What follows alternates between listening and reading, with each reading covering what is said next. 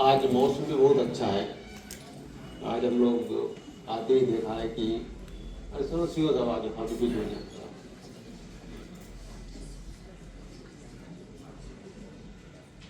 है। और ये आपकी जिलाधिकारी और ब्लॉक प्रमुख की ये जोड़ी बहुत क्रियाशील है।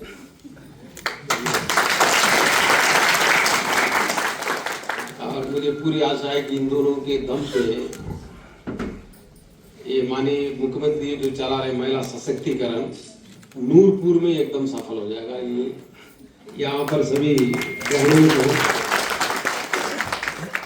सशक्त बनाना है। और ब्लॉक प्रभु जी की बातें मुझे बहुत अच्छा लगा कि इन्होंने जो बहनों को जो मुख्य समस्या है जिस पर लोग बात नहीं करते हैं और इसकी हर महीने की तकलीफ है मेंस्ट्रुएशन, ये खुल के बात करना चाहिए, कॉलेजों में भी बात करना चाहिए। ना बात करने से वो समस्या हटने वाली नहीं है। और ये घर घर की समस्या, हर एक बेटी की समस्या है। और ये बड़ा दुर्भाग्य है कि लोग सही बातों पर चर्चा नहीं करते हैं और वास्तविक बातों पर चर्चा नहीं करते हैं। तो चर्चा ना करने से उसका समाधान नहीं है, चर्चा करने पर ही समाधान है। चर्चा करना चाहिए और उसकी सही समाधान क्या है। जागृत समाज की यही परिचय है। हर एक जगह पे विवेक लागू होना चाहिए, विज्ञान लागू होना चाहिए। ये बड़ा दुर्भाग्य है कि लोग धर्म के नाम पे, महापुरुषों के नाम पे भी बहुत बड़ा अज्ञानता फैलाते हैं, जबकि भगवान का जो स्वरूप है, भगवान का स्वरूप, ईश्वर का स्वरूप ज्ञान है। इसलिए हमारे ऋषिमुनि लोगों ने ईश्वर की परिभाषा देते हुए बोले कि सत्यम ज्ञानम अनंतम ब्रह्मा। जो ब्रह्म तत्व है उसका स्वरूप क्या है? सत्य है, उसका स्वरूप ज्ञान है और उसका स्वरूप अनंत है। ये कोई किसी देश का कोई बोलता है कि भगवत सत्ता केवल यहां पर विद्यमान है, वहां नहीं है, ये समझना चाहिए कि उसको समझ में नहीं आया। भगवान किसी एक जगह पे, एक तल पे नहीं है, उनका स्वरूप सर्वव्याप्त है, सब जगह एक ही है। अमेरिका के लिए एक भगवान, रशिया के लिए, इंडिया के लिए दूसरा भगवान है, एक ही भगवान सब जगह है।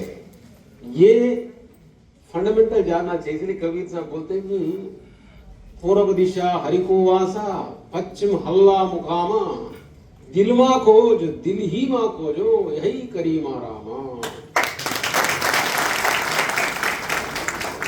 भगवान को बाहर मत ढूंढो। हमारे लोग बोले कि पूर्व दिशा में हरि रहता है, पश्चिम दिशा में अल्लाह रहता है। नहीं, एक ही है सब जगह। और रहता कहाँ है वैसे भगवान? बाहर नहीं रहता है, दिल में ही रहता है।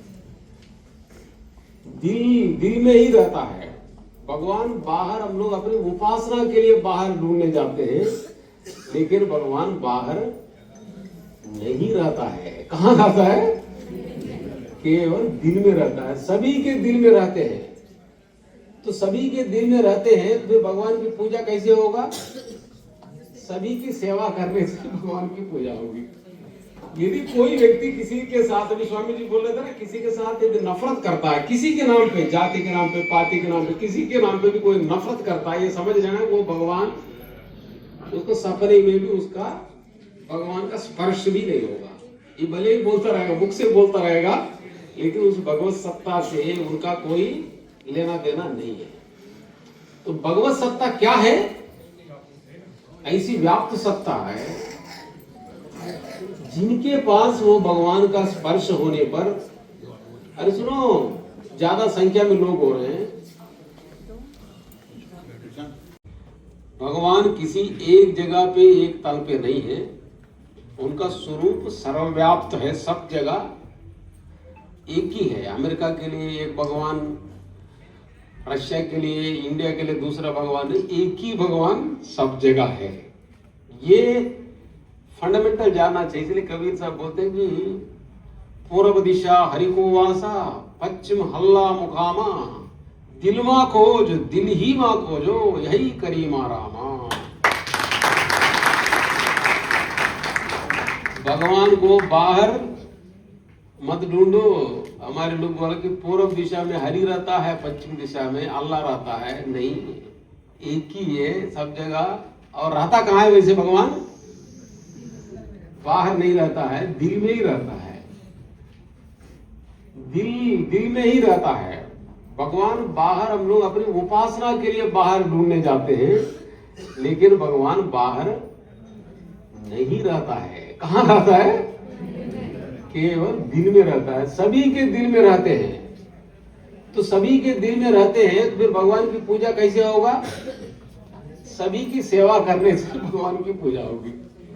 यदि कोई व्यक्ति किसी के साथ, अभी स्वामी जी बोल रहे थे ना, किसी के साथ यदि नफरत करता है, किसी के नाम पे, जाति के नाम पे, पाति के नाम पे, किसी के नाम पे भी कोई नफरत करता है, ये समझ लेना वो भगवान, उसको सपने में भी उसका भगवान का स्पर्श भी नहीं होगा। ये भले ही बोलता रहेगा, मुख से बोलता रहेगा, लेकिन उस भगवत सत्ता से उनका कोई लेना देना नहीं है। तो भगवत सत्ता क्या है?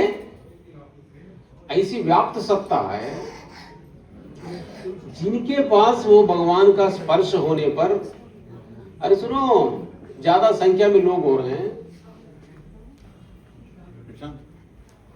चलो आराम से रहो तुम लोग, नहीं तो कहीं बाहर ही जो है वारंडा में कुर्सी लगा बैठा दो, अब अंदर मत ले आना लोग। अरे सुनो रेडियो साहब, अब और आएंगे, वो खिड़की के पास कुर्सी लगा वहीं बैठाओ, नहीं तो बीच बीच में इधर मत ले आओ।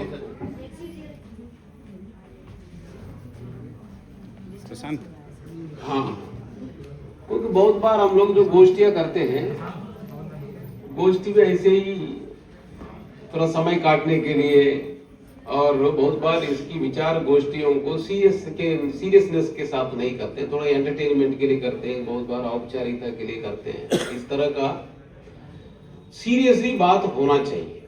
सीरियसली बात होगी तभी तो कुछ नए विचार, नए संकल्प लोग लेके जाएंगे। ये नहीं कि हम लोग आया कुछ बड़बड़ा के चले गए, ये नहीं है। उद्देश्य जो है उनके विचारों के परिवर्तन से, नए संकल्प लेने से व्यक्ति का भी उद्धार होता है, समाज का भी उद्धार होता है। सारे विकास का, सारे उत्कर्ष का आधार अपनी व्यक्ति की निष्ठा है और व्यक्ति की श्रद्धा है। हमारे देखिए, ईश्वरीय सत्ता श्रेष्ठता का परिचायक है। श्रेष्ठता, जो भी श्रेष्ठ चीज है वो समझ लेना चाहिए, जो सर्वश्रेष्ठ ईश्वर है, हर एक जगह पे जो श्रेष्ठता को प्राप्त करने का विचार है, ये श्रेष्ठता को प्राप्त करने का प्रयास है। श्रेष्ठता को प्राप्त करने का विचार हो, ये श्रेष्ठता को प्राप्त करने का प्रयास हो, यही इबादत है। जान गए इबादत क्या है? ईश्वर की पूजा या इबादत क्या है? श्रेष्ठता को समझना है और श्रेष्ठता को प्राप्त करना है। उस श्रेष्ठता को प्राप्त करने की विधि क्या है?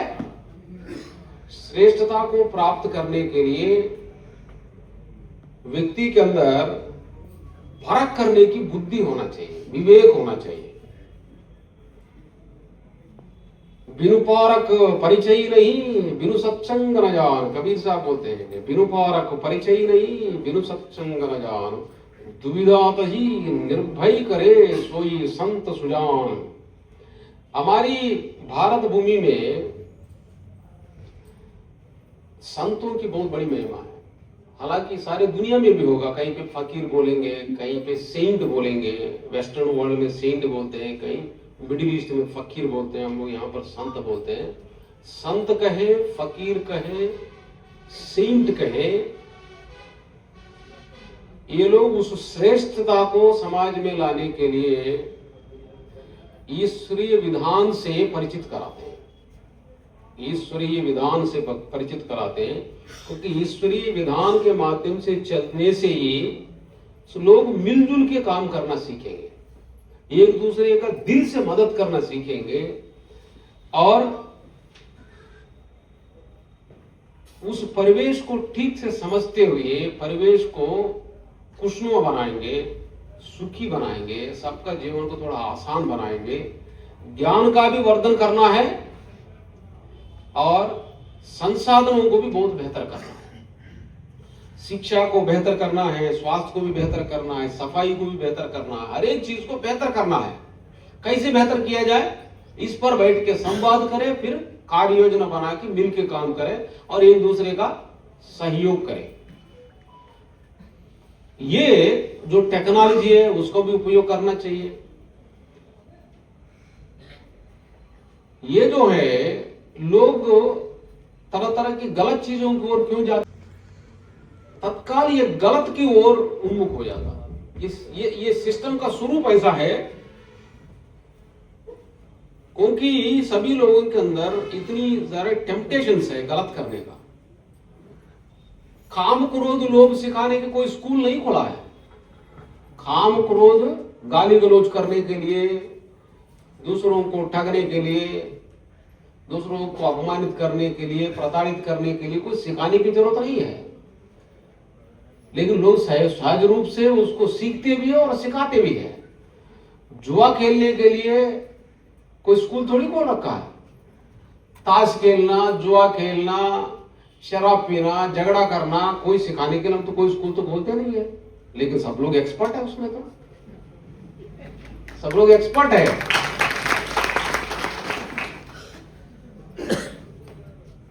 ये इस प्रकृति की ऐसी विधि विधान है, गलत चीजें अपने आप होते हैं। यदि सही करना है उसके लिए प्रयास करना पड़ता है। सही करने के लिए प्रयास करना पड़ता है। जो सही करने का प्रयास ही ईश्वर की इबादत है, ये जानना चाहिए। फंडामेंटल ना जानने से हमारे समाज को बहुत बड़ा नुकसान होता है। सभी सारे देश का आज मौसम भी बहुत अच्छा है। आज हम लोग आते ही देखा है कि सुनो सीओ आवाज कुछ हो जाता है।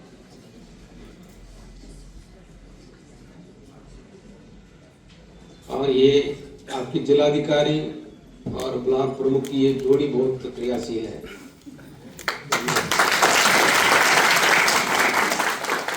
और मुझे पूरी आशा है कि इन दोनों के दम पे ये माननीय मुख्यमंत्री जो चला रहे महिला सशक्तिकरण नूरपुर में एकदम सफल हो जाएगा। ये यहाँ पर सभी बहनों को सशक्त बनाना है।